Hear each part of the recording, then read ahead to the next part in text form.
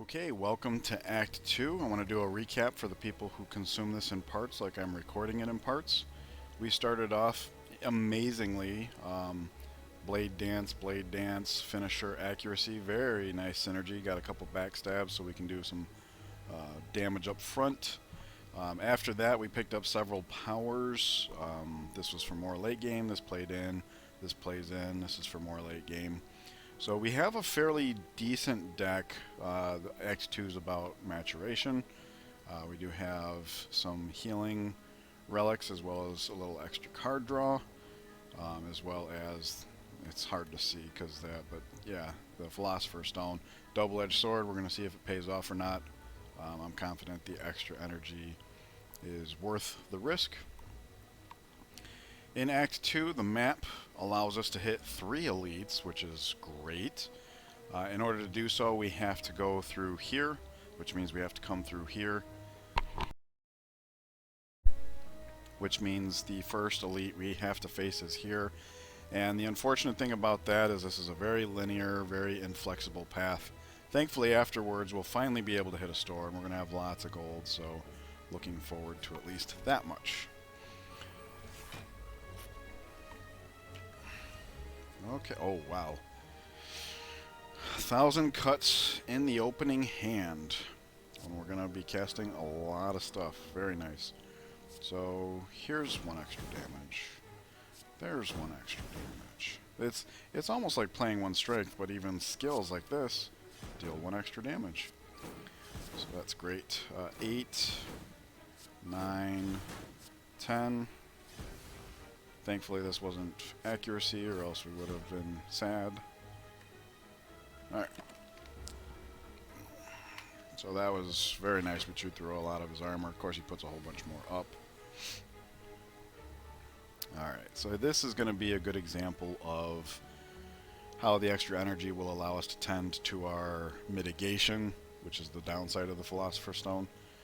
So here we can go 1, 2 energy, and now we have full block, which means our discard can be the defend. And then see, 4, 5, 6, 7, 8, 9. And we managed to not draw the extra card. Unfortunately, we're going to have to trigger the extra card draw this fight. We can't carry this over to next fight. But what we can do is play as many cards as possible to pump that up, because we only need the neutralize to finish it off. So we'll play that. We'll play that. Oh, look at this. Yeah, we're gonna just kill him with the with the 1,000 cuts. Okay, I was trying to get our ink bottle pumped up, but ooh, Piercing Whale. This is a great way to mature our deck. Yeah, gotta take it. Yeah, I'd almost never consider this card, plus or not. Eviscerate is a good card. It doesn't fit our current deck, though. So, and Piercing Whale is very, very welcome.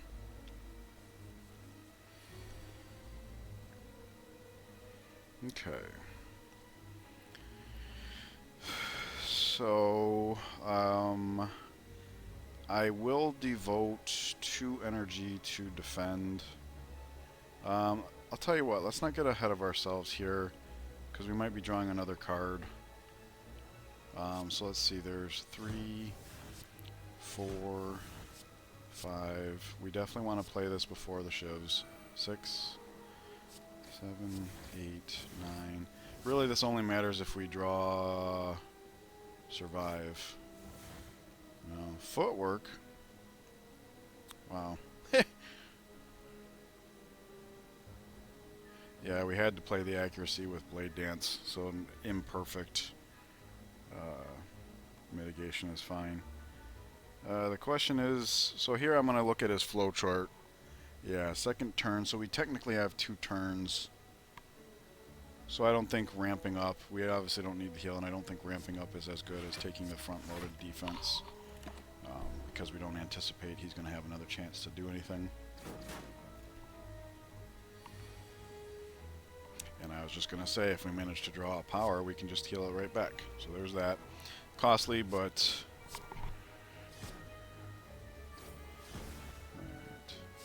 6, 7, 8, and look at that, he's just dead. So yeah, and we came out the other end with full health, so that's great. Essence of Steel, that can be good for a little extra mitigation. Alright, so Escape Plan, not the greatest of card. It occupies a card in your hand for 0, it replaces itself, and if that's a skill, you gain a little bit of passive block. Not bad, not bad.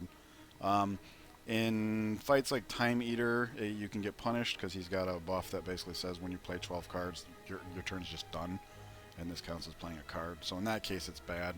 In this case, it's good though. It's also like draw, 10% towards drawing a second card. That said, Calculated Gamble, especially with powers we might not need in the early game, relying on a 2-card combo as our primary damage dealing, I think Calculated Gamble makes a lot of sense. Basically discards your hand to redraw as many cards, not including the card itself, so that is the downside. I shouldn't have just breezed through that. It has the downside of it occupying a card in your hand. So, and of course it won't help us find our combo, because if we have Blade Dance, for example, and we want to find Finisher, as soon as we play that we lose the Blade Dance.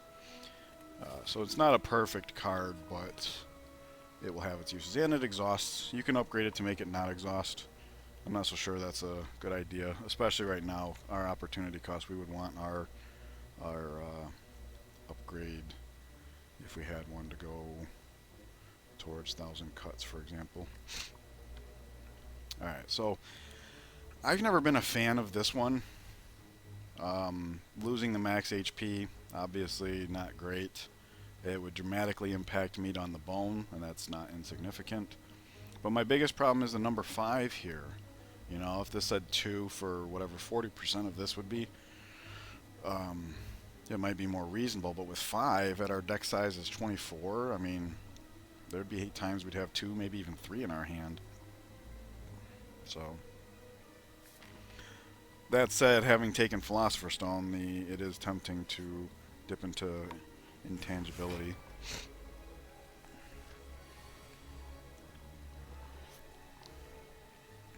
Alright, this is a very good time for Piercing Whale. You can see he's doing 7 times 2. We go like this, and now it's 1 times 2. So that's 12 mitigation and 1 energy.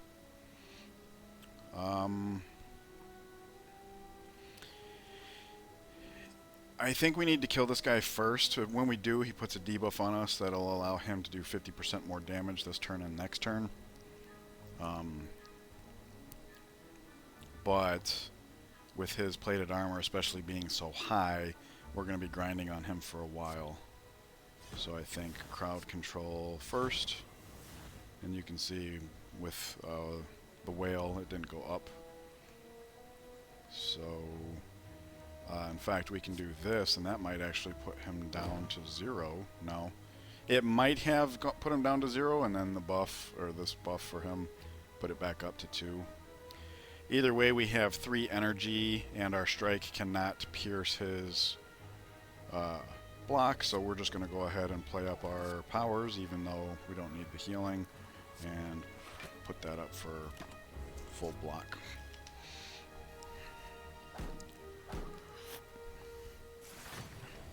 Ouch. I'll probably get through this. Oh.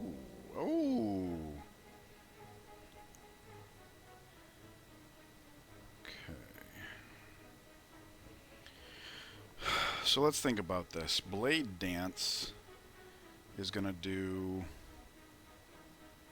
16. That'll be 4 cards, so this will do 24.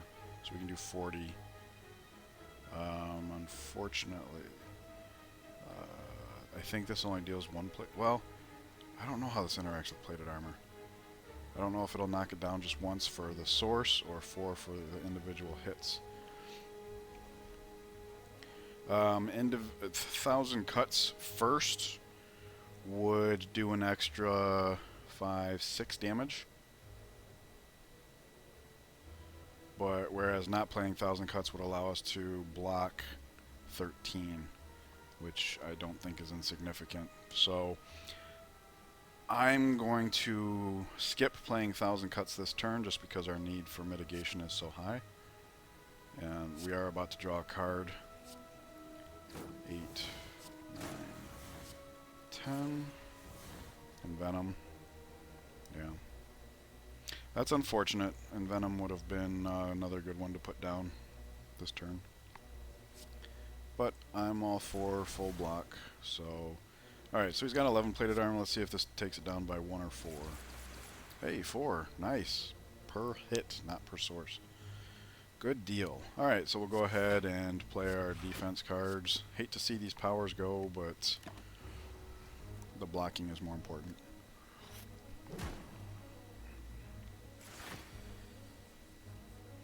Now he's going to do 11, so that's an easier decision, right? Now these do 8. Or, I mean, they were doing 8 last. Oh, did we just have lethal? I think so. Yeah, I was planning on putting up a couple defends, but no need. Unfortunately, it was card number 10 that killed him, so... in fact, let me go ahead and clear this up here. Start of turn, end of combat. Start of combat, end of combat. Yeah, that's fine, just like that. Okay, poison potion. We're now full up on potions. Here's another power, as well as scaling damage. In fact, you know what?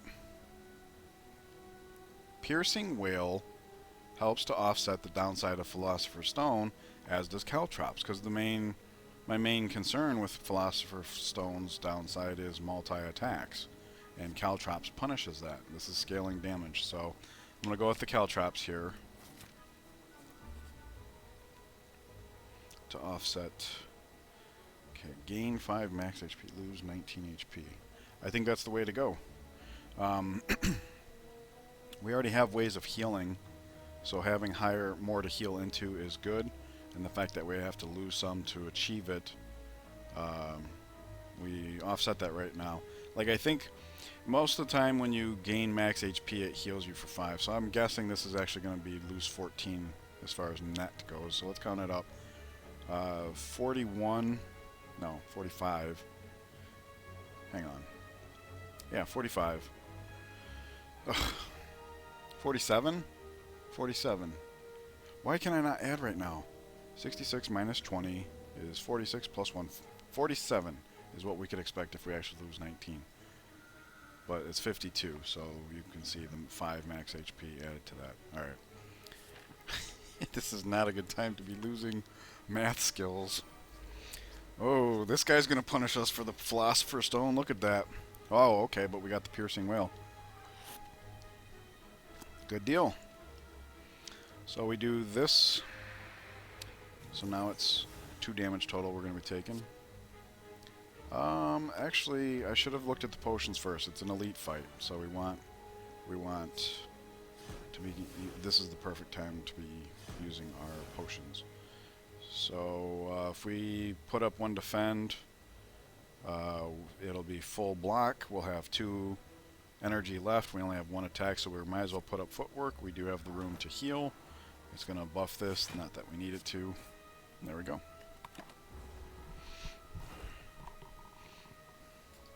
Yeah, every time a hit of his connects, he actually puts a wound into our deck. Doesn't do anything in and of itself except for occupy one of our draw slots. Alright, we have no defensive options this turn, so we have to play Crippling Cloud. In fact, I'm also going to drink this for mitigation's sake. We have to play Crippling Cloud.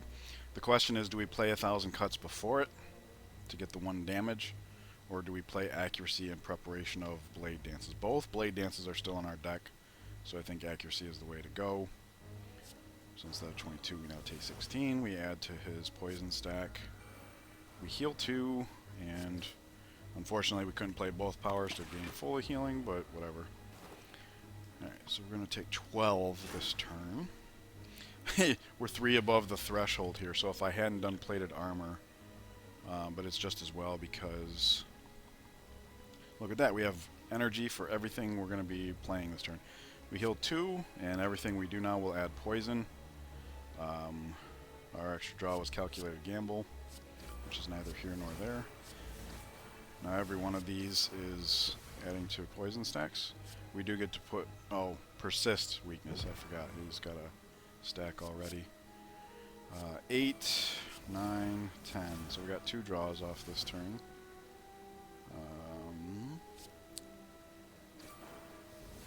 I'll put up the defend to block as much as we can. Calculated gamble, I'm considering playing it. No, I was considering playing it just to boost the ink bottle, but if we can draw into Caltrops, that's even better, because then we'll have second heal. He's about to take 17 this turn, and then 16 the next turn, which is not enough to kill him.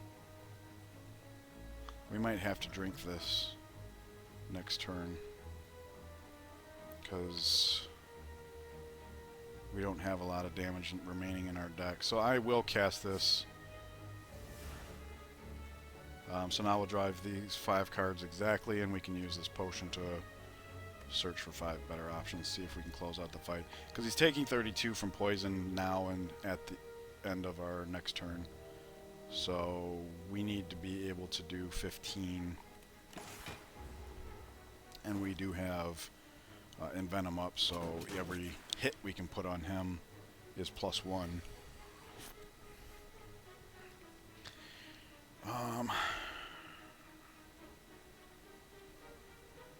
Question is, do we play Caltrops for the heal or not? Oh wait, no, we don't want to heal, because right now we can get meat on the bone. Yeah, it's activated, so we don't want to heal. I was considering playing a heal and only drawing 4 replacement cards, but we don't want to heal, because if we heal, we would heal 2 and miss out on a heal of 12. So we're gonna...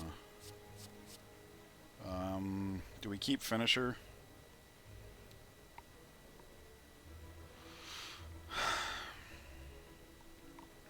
This way this interaction goes is whatever we discard is going to go in, and then it's going to say draw, so it's going to all get shuffled in. So we literally could draw these exact same cards right back. The question is, do we keep Finisher? How likely are we to draw 15 points of damage in 4 cards versus 5? That's a pretty good mix, but we do have to keep in mind it's going to be diluted by these cards. So I think I will hold on to the Finisher. Oh, piece of cake. And again, we don't want to heal. It's very tempting. Let's see, 5, 6, 7, 8, 9. There we go. Now our bottle's ready to go. We get our meat heal. Oh, wow. Okay, that's extremely good. It says every time you play 3 attacks. So if we play 6 attacks in a turn, we get 8 block for free. That is so good with our current deck. I like it. Let's do it like this, though, because we need to keep track of it almost as much as we needed to keep track of that one. Crippling Cloud Plus or Infinite Blades? Infinite Blades kind of plays into everything we're doing. I did want to point out that when you upgrade, it becomes innate, so it starts in your hand along with our 2 backstabs, which means you're going to get the most value of it over the course of the game.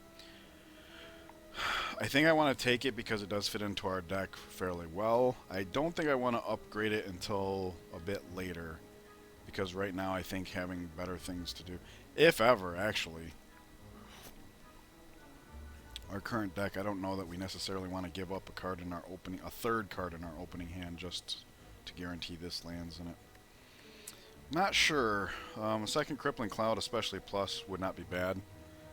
We already have a couple AoE defensive cards, Piercing Wail and Crippling Cloud. If I wanted to grab a 2nd copy of either one of them, it would definitely be Piercing Wail, not Crippling Cloud.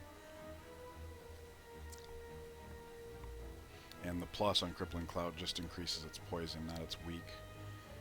If it was 3 weak, that would be something else.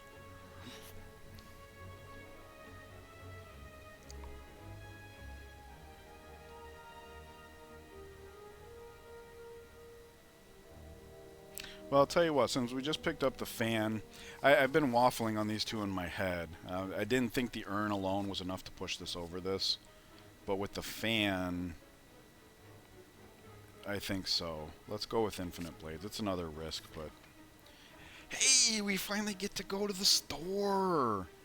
For the people that aren't that are new to the game, I get to finally introduce you to the store.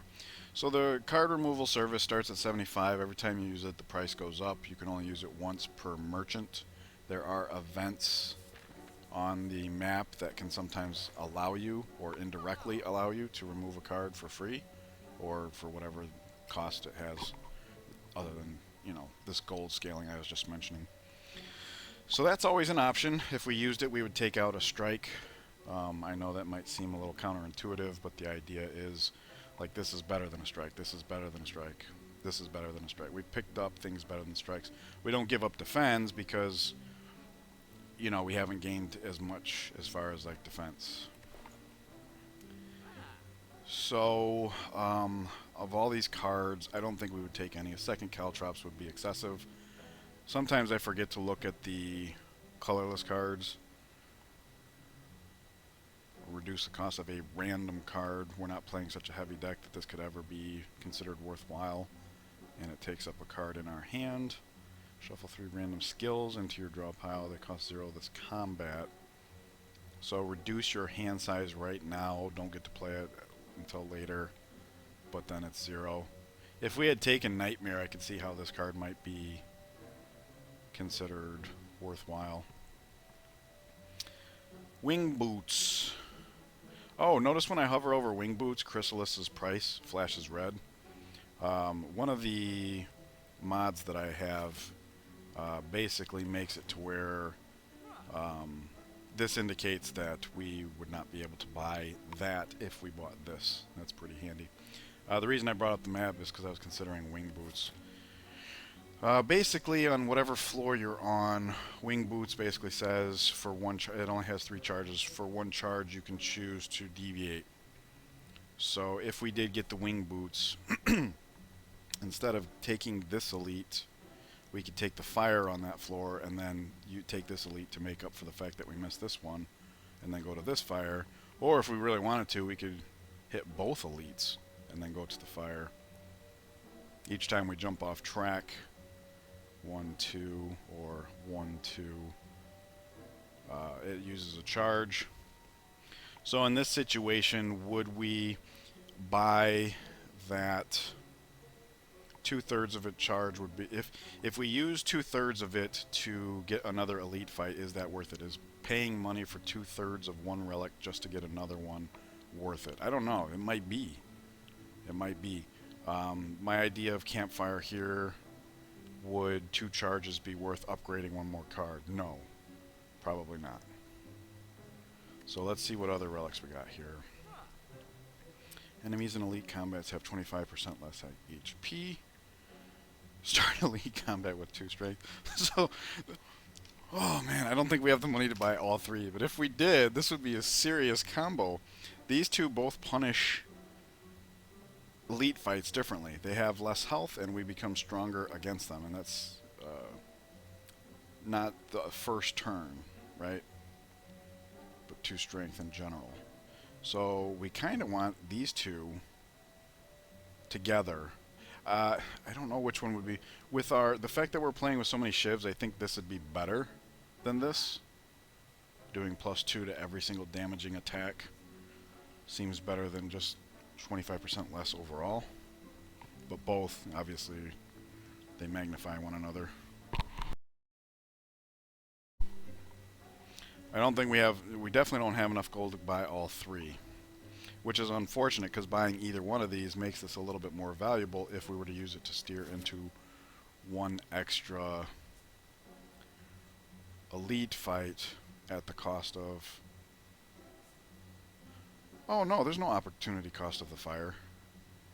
We would basically be choosing an elite over a regular fight.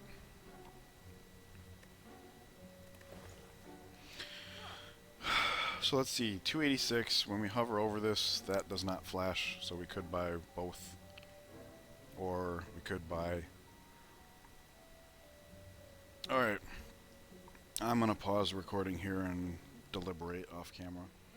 Okay, so I spent some time studying what elite fights we might encounter, as well as the boss fight. And I'm not entirely sure the elites are going to be too much of a problem as far as what could help us the most with the boss. I think it would be encountering as many elites as possible. So I think buying this is the way to go, and we're doing that so we can pick up one more elite. So I'll go ahead and buy this so that we are stronger during the elite fights. And you can see now the elites show this on the map thanks to the mods as a bit of a reminder. You can also see that this is highlighting. Oh, in fact, look at how the pointer changes over to the boot to let you know you would have to consume a boot charge to do that. Let me very quickly clean up my relics here. This is a map. Let's start each combat. So we could, let's see. Yeah, start each combat map. That's good enough. Okay. Moving on to the event, we'll go to the first elite naturally. Oh, okay. Yeah, transform 2 cards as an option. Obtain a special relic. Start each combat with +3. That's the turn that we have our backstabs.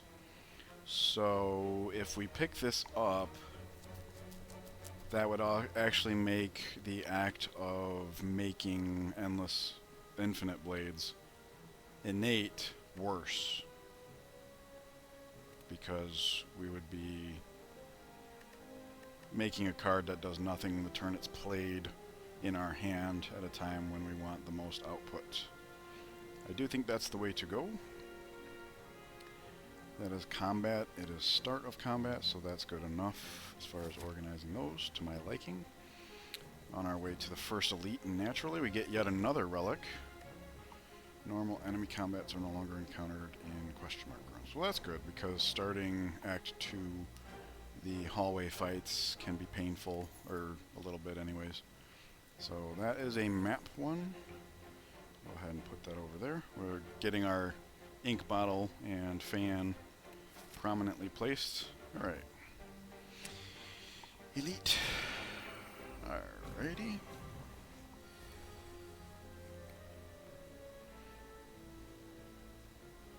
And Venom in the opening hand. Nice. Thanks to the jacks, our backstabs just kill each of these individually. 1, 2, 3, 4 energy. But we will no doubt draw a card. So let's go ahead and play the Envenom. We have infinite blades. Would I rather that over strike? Probably. But we're probably going to draw another card here. So I just wanted to see 6 cards in hand. That's fine. I wanted to see the numbers 9, 11, 16. So 11 matches him fine, but then we wouldn't play the infinite blades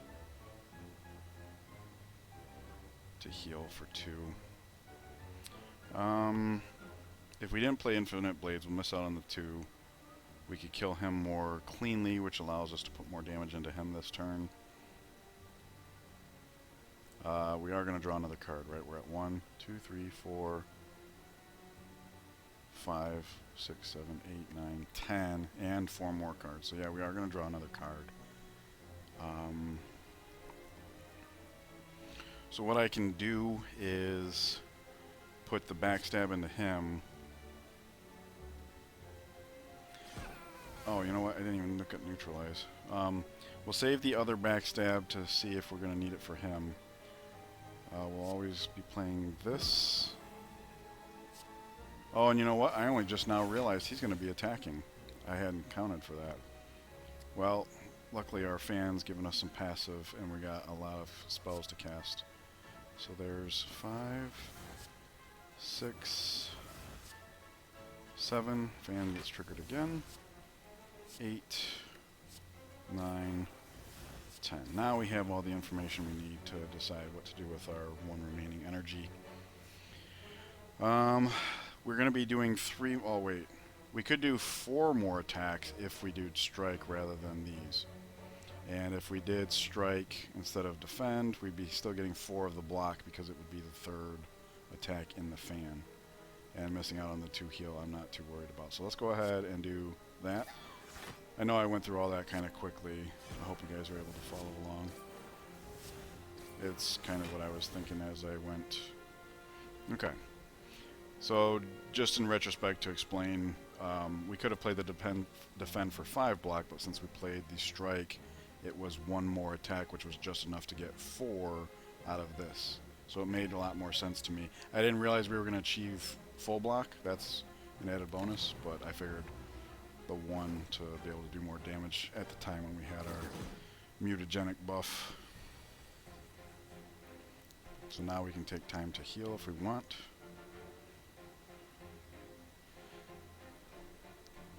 If we played both powers, we would not be able to get any value out of finisher this turn. So we would do 8, and he's going to take 9 as soon as we pass, and then another 8 after he passes next turn. So that's 17, 25 out of 37. We have to be able to do 12 damage next turn. Is that likely? Actually, it doesn't look all that promising, does it? So we would like to use... if we played 1000 cuts first, we're going to be doing 3 extra damage. I failed to account for that. So now we only have to do 9 damage. And any cards we play will be doing damage because of 1000 cuts. So will we be able to do 1 strike and play 3 cards total? It looks like yes. So I will go ahead and play Caltrops for the healing and forego getting 16 damage out of, or 8 damage out of finisher here. Hope my math is right on that. Plus, when we play the 3 cards we need, we're going to draw another card. So I'm pretty confident we can just... we didn't grab any... Oh dear. Okay. Well, at least we did grab some things. So... Piercing Whale does that. Oh, Crippling Poison might actually be, or Crippling Cloud might be lethal on the boss. Yeah, all we got to do is play 1 more card. It brings him down to 4. Oh wait, no. We'd have to play 2 more cards. We're about to draw a card as well. So do we heal for 2 or do we do 5 block? I think 5 block makes more sense. We draw a card. Hey, we can play another card to do the 1 damage we needed for lethal. Thank you, Calculated Gamble, for doing lethal damage. Who would have thunk it? Wow, I think that's probably a first. Okay, Ice Cream. Energy is conserved between turns. There's times we'll be able to use this to our advantage. If nobody's attacking and we run out of attacks, we can save energy. This does also complement the fact that we took the risk with Philosopher's Stone, so I'm happy about that. That is a combat. These are start and end of combat, so we want that ahead of those. There we go. Another Blade Dance. I think yes. How soon will we be able to upgrade that? This is next floor, then we got a fire. Yep. Blade Dance it is. We'll have a 3rd. It fits everything. It fits this. It fits this. Nice.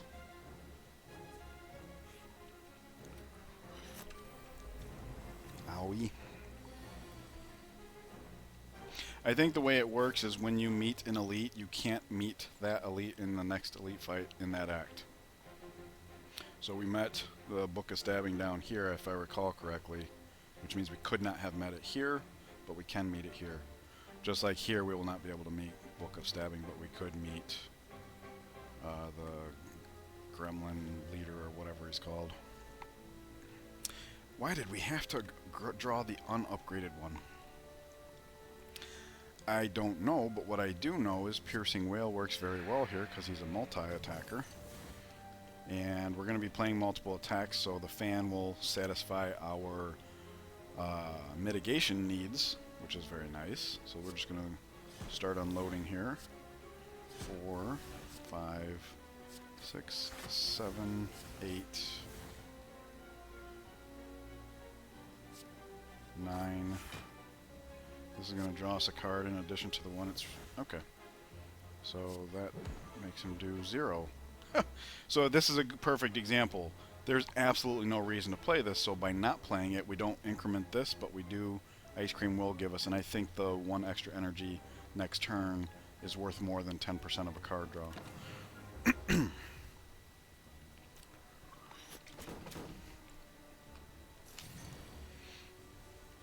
Venom, 1,000 cuts. The most we could defend is 5. Let's see, 1, 2, 3, 4 energy, 3 cards, 7 cards. We're not going to draw another card this turn. I think in this case we're just going to take the damage. It will enable our meat on the bone. Oh wait, I don't necessarily know that. How many attacks are we playing this turn? 3. So we'll have 4. He'll strike for 21. That'll put us down 17. That does not put us in meat of the bone range. That's unfortunate. Anyways, we do 1,000 cuts first, just because that means playing of Envenom actually does some damage. Oh, and I wasn't even accounting for the healing we're going to be doing here. So 1, 2, 3. All of these are doing extra damage and then applying a stack, so we're amplifying everything we're doing here. There's that. And yeah, we will defend whatever we can. The fact that we don't trigger meat on the bone is good. Meat on the bone is a nice little fail-safe, but we don't want to make it happen every time. Alright, this is unfortunate, but... Oh, we're about to draw a card, too. What card could we draw that would mess up our plans? Blade Dance, possibly coming up. So, to make the card that we play to draw a card will be Accuracy. And we just increased our survivability. But that means we won't play Infinite Blades this turn for the 2 heal, because it just makes more sense to go as much mitigation as we can. And as you can see, thanks to 1,000 cuts, every card we're playing does more damage. So, alright, so we're going to only take 4 this turn. And we did heal from playing Accuracy. So. Darn, I was actually hoping for lethal this turn. Okay, so let's have a pure mitigation turn. Well, especially with Caltrops up and the poison stacking, we can play somewhat passively here. And that's 2 heal and 2 heal. Now we're going to be taking 20. Now we will definitely be getting meat on the bone. But since Caltrops is up, this is actually the ×4 is worse for him. He's going to be taking 12 damage just from attacking us.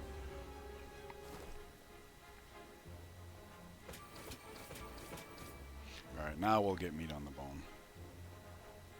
And unfortunately we're shuffling our deck now, so all the wounds he's been giving us may come back. Thankfully we just win. 7, 8, 9. Perfect. We save the card draw for the next elite. There goes our meat on the bone. Alright. That's a map one, so we will... Specific map one at that, so I would want it below the other general map ones. Flex Potion. Nice. Let's see. I would say Masterful Stab fits into our current deck makeup. However, how many times did we just get hit that fight, right? Bouncing Flask becomes a little bit more viable as scaling damage.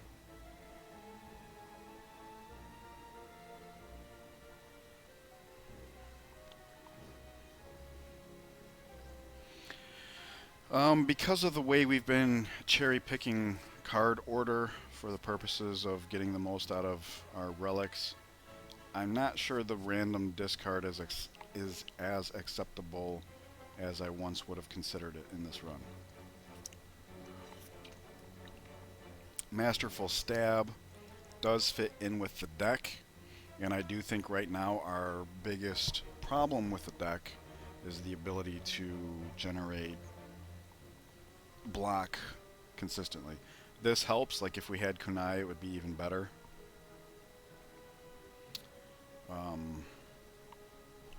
So I will take Masterful Stab. It's nice that it's already upgraded for us. Okay, we'll come over here to upgrade our most recent Blade Dance. There it is. There we go. On to our fourth elite of this act. And we're at half health, so clearly we're doing something half right. Uh-oh. This is the scariest. Oh, we got 1,000 cuts on the opening hand. Oh, that's so good. Okay. So, first things first, we're going to do this. We have to play 1,000 cuts first to get maximum benefit from it. It's really a shame that we didn't upgrade that card.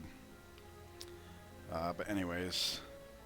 So the math here is going to be really awkward because every one we do is going to... We need to kill this guy first because he has a web attack that basically turns off our attack for one turn. No bueno. We just drew a card. So let's see. 21. 21. Can we play 4 more cards this turn? Yes. So we can ignore him from now on. Because 1,000 cuts is just going to kill him for us. Similar situation here, I imagine. Yep. So we play this here because he's going to be the one that survives. And we're about to play a third attack, so we will have full block. We don't need this. I'm just looking at which one of these makes more sense, but clearly it's this one. 8, 9. Holy smokes, we almost one-turned a multi... Wow. And would have if we had upgraded... Well, not necessarily, because that might have been the Blade Dance that we... but it's fun to think about. We took no damage. In fact, we can heal this turn. In fact, since we have 1,000 cuts, we can only play 2 cards and keep him alive. We're about to trigger this as well. So we might as well get the healing out of it, right? And there we go. So we actually exited that fight with more health than we entered it. Nice! I was just saying we needed more ability to generate block on command. So that is a combat one. We want it ahead of meat. There we go. Free skill potion at some point. Or free skill at some point, I should say.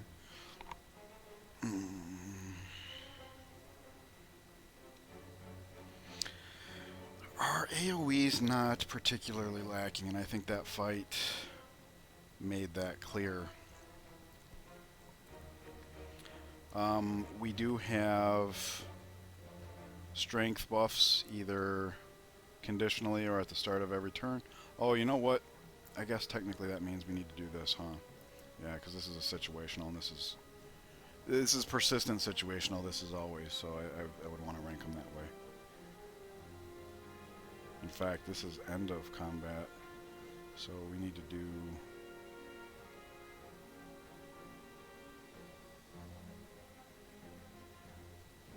There we go. Okay. If we had this in our opening hand, it would be amazing, because this gives us the +3 strength. So this would be 30 damage. It's 2 energy, though. It would go great with Envenom. Because right now our only nuke is Finisher. But it's not important that we invest in nukes at this point. We've got scaling damage, that's what we want to go for. But that is another reason to consider it. So I think I'm going to skip here. I don't think Dagger Spree would be that bad, but I think it's more important that we keep our deck.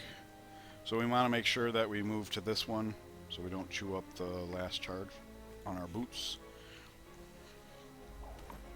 Okay, so normally in games when you have a warrior and a healer, you want to focus fire the healer, but in this case we want to focus fire him because he casts armor on the other.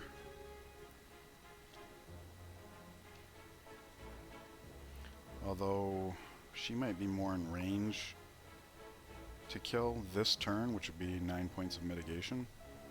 We don't have a whole lot of offensive options here. No, in fact, just the 3.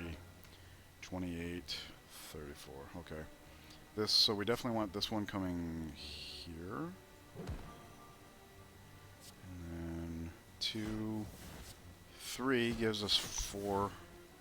We're getting 18 total. I like that about one of these mods. Strength down. Oh, right, it will be. That's weird. It's colored red, thanks to another one of the mods. But yeah, the mod, one of the mods, consolidates all the incoming damage to make it easier to. You don't have to do the adding. So we're gonna take 18. We already have 4.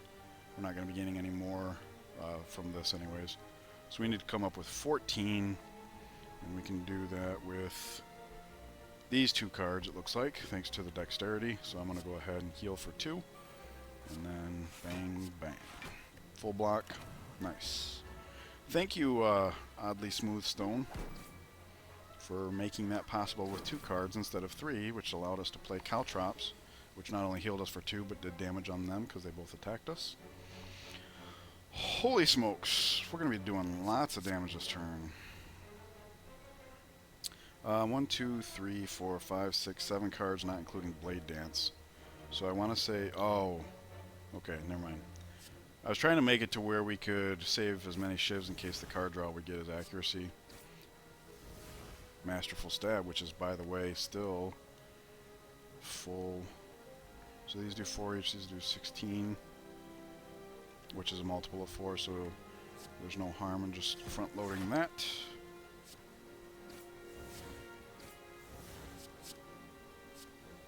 Boom, boom, boom. And we have 3 energy left, so go ahead and do that. Nice.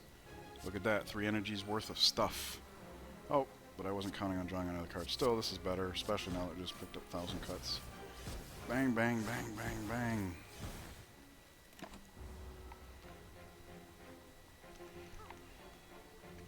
Ha ha ha ha. Okay. So, this will be 6, 12. Excuse me, I forgot about 1,000 cuts. So this will be 7, 14. This will be 13. That's 27. Plus 3 because they're all going to do poison. Not enough to kill her. But it would put up 4. And playing this would also only put up 4. So this is how we spend our mana, even though it's not lethal, because it's the best we can do as far as survivability. 4 from the fan as opposed to 4 from defend.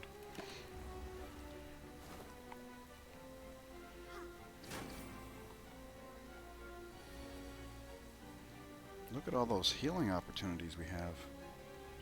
Nice. Oh, even more. Love it, love it, love it.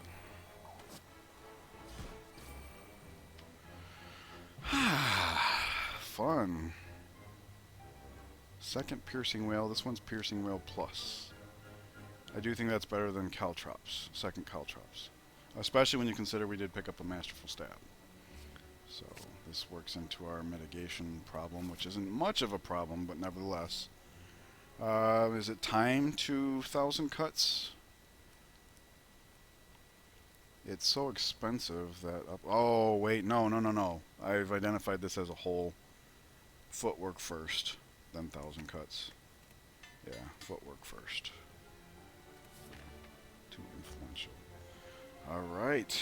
Final boss time. Or not final boss. Boss of Act 2. Okay. Might not want a Piercing Whale. We might want to save Piercing Whale. He's got multiple times, so he'll do multi-attacks. I'm not sure if this graph accurately displays that or not. But anyways, let's go ahead and utilize this. Crippling Cloud for free. Indeed. There we go. Now he's only doing 12. There's a chance we defend that much just by playing attacks. We would need 4 times 3, 12. I don't think we have quite that much. So let's do what we can. 6, 7, 8, 9, 10. Survivor. Better than defend. Nice. Okay, so there's that. We don't need Survivor though. Defend will carry us at this point. So let's heal. Get up to full block. And then, even though we have Ice Cream, I don't think it's worth holding on to the energy when we could actively do damage this turn.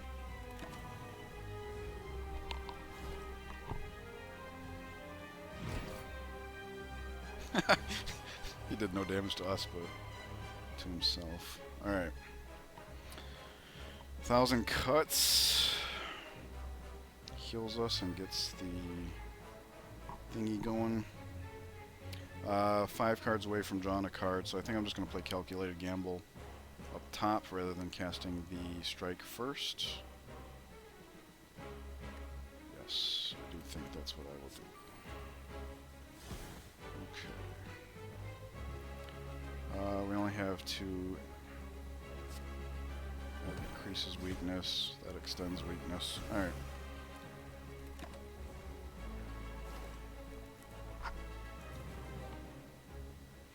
Wish we could find Envenom. Wow. Okay. So 4 energy, full of 4 energy. Oh, we're gonna draw a card though. So let's 1, 2. Oh, there's a card. For some reason I thought the next card played would draw us. We will go ahead and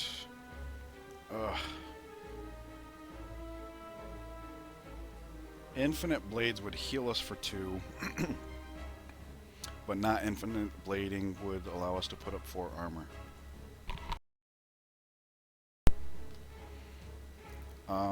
Because we are so high health, I'm thinking about putting up the Infinite Blades just so we can start reaping the benefits. It's an extra card to play per turn, so 10 turns from now it gets us another card. It's 1/3 of, 4 armor every turn. So, yeah. And the main reason I'm choosing to do that is because we are talking about strikes. It's as basic as it comes.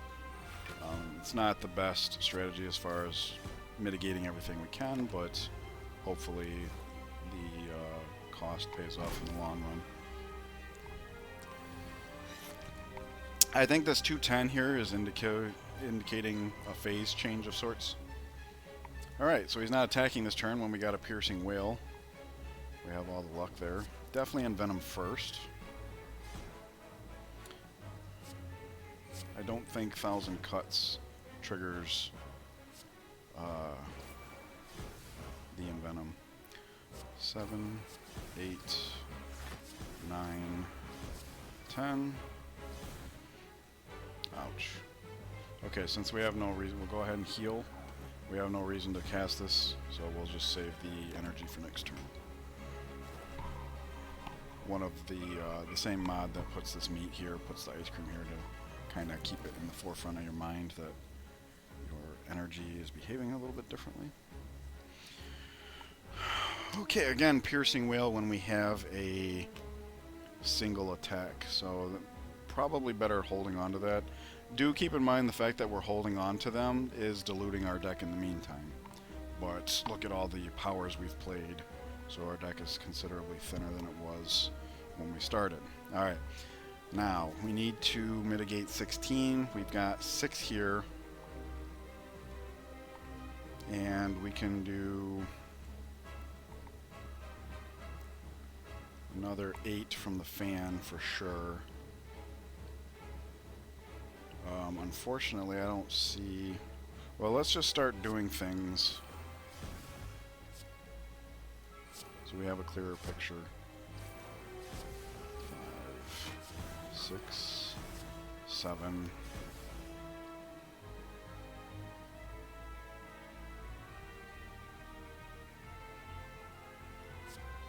8, 9, 10. Alright. I don't think wasting a piercing wail to mitigate 2 damage is worthwhile. I'm pretty sure when he passes this threshold, he'll do an execute move, which is a multi-attack. Unfortunately, we're towards the top of our deck, so these will not be getting shuffled in time to make a difference. We're going to just let Ice Cream carry over the energy. Okay, so he's doing something there. Alright. 1, 2, 3, 4, 5, 6, 7, 8. Alrighty, so we're going to let Ice Cream carry us over again. That poison is definitely making a difference, as is the 1,000 cuts. Not quite 1,000 cuts, but oh, there we go. There's the execute. Masterful Stab is now cost prohibitive. Just because we need to mitigate as much as possible this turn. Curses you, Piercing Wail. Well, there's a card available to this class called Well-Laid Plans that lets you at the end of your turn save a card, in which case we would have been saving the Piercing Wail for exactly this. We don't have a choice here. We have to mitigate everything we can. So we draw a card and 2 cards, so I'll go ahead. Oh, you know what? I just now noticed we're sitting at 7 energy. So this turn isn't quite as bleak as it looked, because now we can see our full attack suite would take 4. Okay, so we can play our entire hand. So we can at least do some fan, as well as doing more damage and poison and stacking, etc. And there we go. So we're going to do 56, we mitigate 22. That's 34 taken.